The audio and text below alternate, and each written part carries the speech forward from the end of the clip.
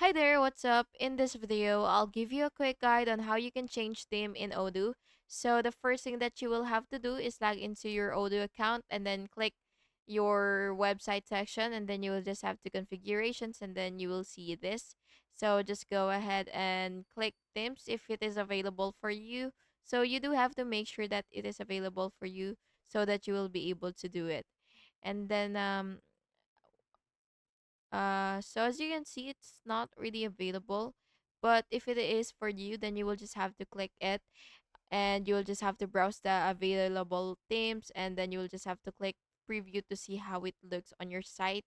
And then after that, you will just have to basically uh look for the look for the look for the select button, or you'll just have to click select and then apply, and then make sure that you will be able to save the changes and publish your website. So, yeah, that's basically just it. And you will just have to visit your website to confirm the new theme is live and displays correctly.